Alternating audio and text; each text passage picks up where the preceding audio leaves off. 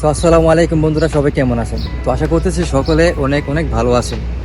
তো আজকে আপনাদেরকে দেখাবো কিভাবে প্রো লেভেলের ভিডিও এডিটিং করতে হয়। তো এই জন্য আপনার কোনো দামি ক্যামেরা অথবা আইফোনের প্রয়োজন নেই। আপনার হাতে থাকা ফোনটি দিয়েই এরকম ভিডিও এডিট করতে পারবেন। তো চলুন শুরু করা যাক। তো গাইস, এখন আপনারা যে ভিডিওটি দেখতেছেন, তো এটা হচ্ছে ভিডিও এডিটিং করার আগের ভিডিও, মানে নর্মাল ক্যামেরায় তোলা ভিডিও।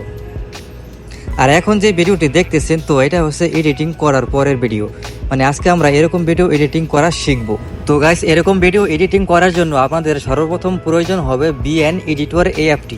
তো আমার কাছে এই অ্যাপটি অলরেডি আছে, তো আমি এটাকে সিম্পলি ওপেন করে নেব। তো ওপেন করার পর এখান থেকে একটা নিউ প্রজেক্ট ক্রিয়েট করব, নিউ প্রজেক্ট। তারপর এখান থেকে একটা ভিডিও সিলেক্ট করে দেব। ভিডিও সিলেক্ট করার পর এর আগে এবং পিছনের অংশটুকু কেটে নেব।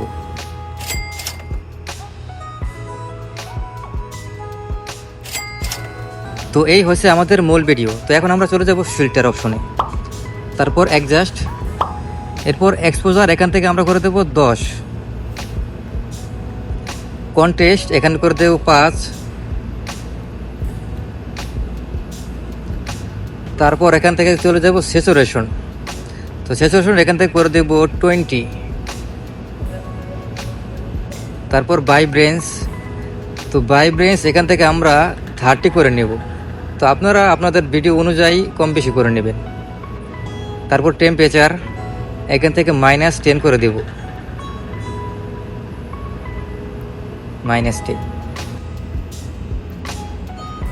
তারপর HSL, তো এখানে হচ্ছে মূলত আসল কাজ।